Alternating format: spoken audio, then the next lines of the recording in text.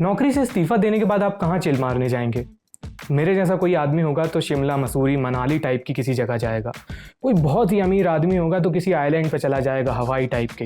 लेकिन आपको पता है दुनिया का सबसे अमीर आदमी कहाँ जाने वाला है? मैं जेफ बेजोस की बात कर रहा हूँ। वो रिज़ाइन करने के बाद ये दुनिया ही छोड़कर जाने वाले हैं। चिंता मत कीजिए, कुछ मिनटों के लिए जा रहे हैं अंतरिक्ष में और लौटकर पृथ्वी पर ही आएंगे।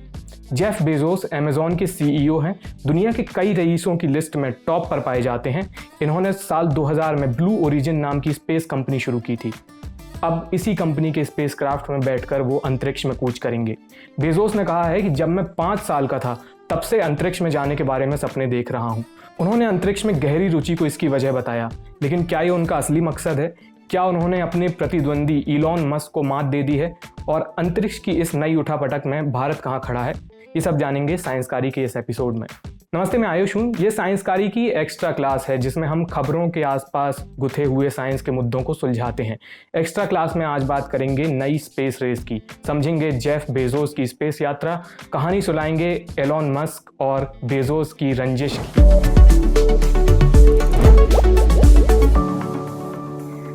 जेफ बेजोस ने पहले ही ऐलान कर दिया था कि वो 5 जुलाई को अमेज़ॉन के सीईओ का पद छोड़ देंगे और अब ये खबर आई है कि जेफ ये पद छोड़ने के 15 दिन बाद यानी 20 जुलाई को स्पेस में जाने वाले हैं, वो भी अपनी ही कंपनी के स्पेसक्राफ्ट में। ब्लू ओरिजिन के स्पेसक्राफ्ट का नाम है न्यू शेफर्ड। इसका नाम मशहूर अंतरिक्ष यात्री एलन शेफर्ड के ऊपर रखा गया है। एलन शेफर्ड अंतरिक्ष में जाने वाले पहले अमरीकी नागरिक थे।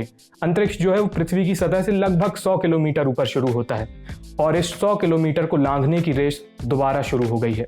ये 60 के दशक की बात है जब अमेरिका और रूस अंतरिक्ष में प्रतिस्पर्धा कर रहे थे। इस प्रतिस्पर्धा को नाम मिला स्पेस रेस। इसमें सबसे पहली बाजी रूस ने मारी। अप्रैल 1961 में रूस ने पहला अंतरिक्ष यात्री स्पेस में भेजा, यूरी गगारिन। गगारिन स्पेस में जाने वाले दुनिया के पहले शख्स थे। अगले महीने यानी मई 1961 में अमेरिका ने एलन शेफर्ड को अंतरिक्ष में भेजा।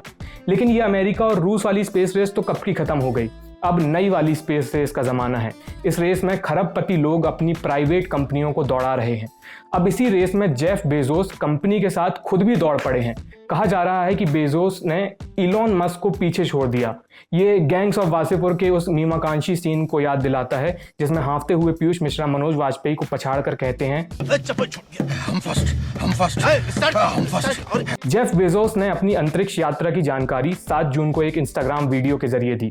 बेजोस ने कहा, पृथ्वी को अंतरिक्ष से देखने पर आप बदल जाते हैं। इस ग्रह के साथ, मानवता के साथ आपका रिश्ता बदल जाता है।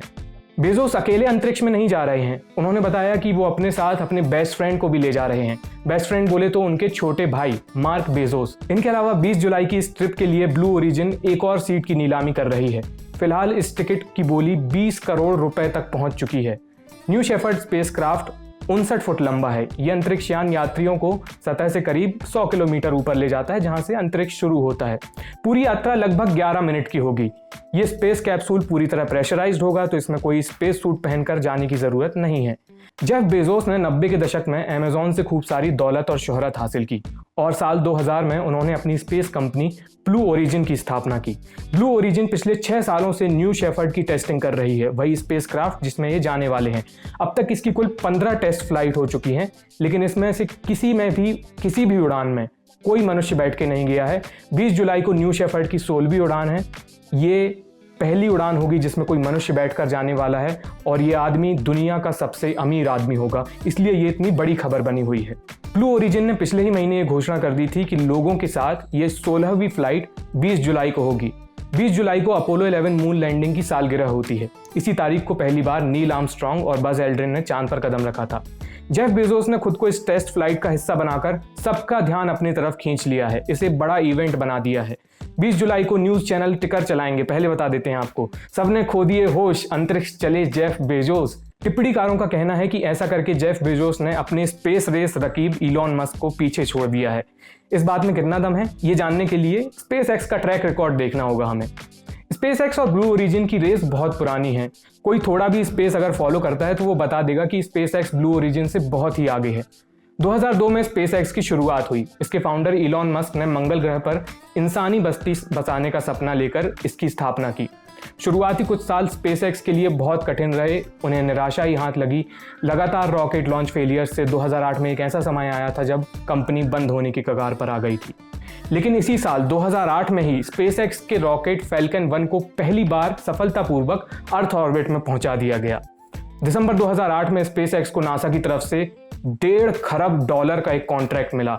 स्पेसएक्स ने अंतरिक्ष में मौजूद इंटरनेशनल स्पेस स्टेशन में सामान पहुंचाना चालू कर दिया नासा का। जब अमेज़न जेफ बेजोस की कंपनी जमीन पर सामान डिलीवर कर रही थी, तब स्पेसएक्स इलॉन मस्क की कंपनी अंतरिक्ष में सामान डिलीवर कर रही थी, ऐसा कुछ लोग कहते हैं। दिसंबर 2015 में स्पेसएक्स के रॉकेट फैल्कन 9 को लॉन्च के बाद सफलतापूर्वक पृथ्वी पर लैंड कराया गया। ये ऐतिहासिक लम्हा था।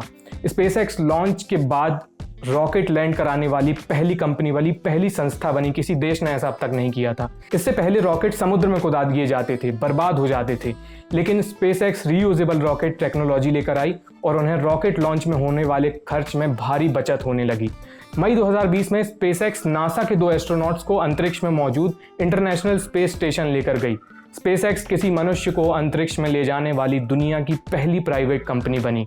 इसके बाद स्पेसएक्स और नासा के बीच एक कॉन्ट्रैक्ट साइन हुआ। अब स्पेसएक्स नासा का सामान और एस्ट्रोनॉट्स अक्सर स्पेस स्टेशन ले जाती रहती है। आप इसकी खबरें देखते रहते होंगे और इसके लिए उन्हें नासा से खूब सारा पैसा मिलता है। ब्लू ओरिजिन नासा के साथ डील करने के लिए स्पेसएक्स के साथ प्रतिस्पर्धा करती आ रही है बहुत पहले से, लेकिन स्पेसएक्स हमेशा बाजी मार कर ले जाती है। नासा का दोबारा मनुष्य चांद पर भेजने का प्लान है और इसमें प्राइवेट कंपनियां भी नासा की मदद करेंगी। अप्रैल 2021 में नासा ने अपना लूनार लैंडर, यानी जो लैंडर चांद पर लैंड करेगा, जो मशीन चांद पर लैंड करेगी, उसे बनाने का कॉन्ट्रैक्ट स्पेसएक्स को दे दिया। ब्लू ओरिजिन समेत दूसरी कंपनी जो थी, उन्होंने इस पर कड़ा रुख किया। उन्होंने इस कॉन्ट्रैक्ट का खुलकर विरोध किया। उनका एक्सप्रेशन इस टाइप का था, बहुत तकलीफ होती है जब आप योग्य हो और लोग आपकी योग्यता ना पहचाने। नासा ने फिलहाल ये कॉन्ट्रैक्ट सस्पेंड कर दिया है और इस पर जांच बिठा दी गई है। स्पेसएक्स अपने धांसू स्टारशिप की टेस्टिंग भी कर रहा है। मस्क का दावा है कि स्टारशिप आगे चलकर वो स्पेसक्राफ्ट बनेगा जो मनुष्यों को मंगल ग्रह पर लेकर जाएगा और वहां इंसानी बस्ती बसाने में अहम भूमिका निभाएगा। इस नई स्पेस रेस में मस्क और बेजोस के अलावा एक और खरबपति नाम भी चर्चा में रहता है, रिचर्ड ब्रैंसन। इनकी स्पेस कंपनी का नाम है वर्जिन गैलेक्टिक। रिचर्ड ब्रैंसन बहुत पहले से कहते आ रहे हैं कि वर्जिन गैलेक्टिक के जहाज में वो सबसे पहले अंतरिक्ष में बैठकर जाएंगे, लेकिन उनका प्लान भी लेट होता नजर आ रहा है। ऐसी उम्मीद है कि 2021 के अंत तक शायद वो स्पेस में जा पाएंगे।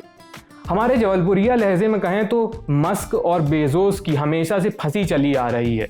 मस्क कई बार सार्वजनिक मंच पर बेजोस की बेअदबी करते देखे जा चुके हैं। अपने एक ट्वीट में इलॉन मस्क ने लिखा था, जेफ बेजोस एक नकलची बिल्ली हैं, हा हा। एक इंटरव्यू में जब इलॉन मस्क से जेफ बेजोस के बारे में पूछा गया तो उन्होंने कहा, जेफ कौन? ऐसे मूवमेंट्स पर जनता ने बेजोस को वो वाले मीम जरूर दिखाए होंगे। गजब बेइज्जती है। खैर, इनके लफड़े को लेकर आप यूट्यूब पर खोजेंगे तो बहुत कुछ मिल जाएगा। हम इनकी चर्चा में फिलहाल नहीं पड़ेंगे, इनकी बात कभी और करेंगे। अभी बात करेंगे अपनी इंडिया की। इंडिया का मैन्ड स्पेस फ्लाइट को लेकर क्या प्लान है। ऑनेस्टली खुलकर बात की जाए तो इंडिया मैन्ड स्पेस फ्लाइट में, यानी अंतरिक्ष में मनुष्य भेजने वाली जो फ्लाइट होती है, उसको लेकर इस रेस में काफ़ी पीछे है। भारत से अंतरिक्ष में जाने वाले पहले और इकलौते शख्स राकेश शर्मा थे। उन्हें रूस के स्पेसक्राफ्ट में भेजा गया था, भारत के स्पेसक्राफ्ट में नहीं। इसके अलावा भारतीय मूल के एस्ट्रोनॉट्स में कल्पना चावला और सुनीता विलियम्स का नाम सुनने को मिलता है, लेकिन ये भारतीय स्पेस मिशन से नहीं गए थे, ये नासा द्वारा भेजे गए थे। और एक और भारतीय मूल के एस्ट्रोनॉट का नाम आजकल सुर्खियों में बना रहता है, राजा चारी। राजा के पिता भारतीय मूल के थे। इन्हें नासा ने आर्टेमिस मिशन के लिए, जो इनका मून मिशन होने वाला है, उनके लिए जो एस्ट्रोनॉट सिलेक्ट किए हैं उसमें राजा चारी का नाम है। भारत का अपना पहला मैन्ड स्पेस मिशन, यानी इसरो जिसे अंजाम देगा, उसका नाम है गगनयान। गगनयान की पहली टेस्ट फ्लाइट दिसंबर 2021 में होने वाली थी, उसकी संभावना है, और दूसरी टेस्ट फ्लाइट 2022-2023 में की जा सकती है। इन दोनों टेस्ट फ्लाइट में कोई इंसान नहीं होगा, ये टेस्ट फ्लाइट होंगी बिना इंसान के। इनके सफल होने के बाद ही किसी मनुष्य को इनमें बिठाकर भेजा जाएगा। कोविड महामारी के चलते मिशन गगनयान में थोड़ा और लेट होने की संभावना तो नहीं, इसे आशंका कहेंगे। मिशन गगनयान के थोड़ा और लेट होने की आशंका है। भारत ने भी पिछले साल स्पेस सेक्टर में प्राइवेट कंपनियों को अपने यहाँ मंजूरी दे दी है, ताकि ये कंपनियाँ इसरो के साथ मिलकर देश को अंतरिक्ष में मजबूती से स्थापित कर सकें। आप इस रेस में किसकी तरफ हैं, आपको किसका पलड़ा भारी नज़र आता है, और आप इसे कैसे देखते हैं, क्या लगता है कौन आगे होगा, या आपको लगता है फालतू ये सब स्पेस यहाँ पृथ्वी पर ध्यान देना चाहिए। अपनी राय इस वीडियो के बारे में और इस मुद्दे के बारे में कमेंट सेक्शन में हमें ज़रूर बताएं। ये वीडियो देखने के लिए बहुत बहुत शुक्रिया।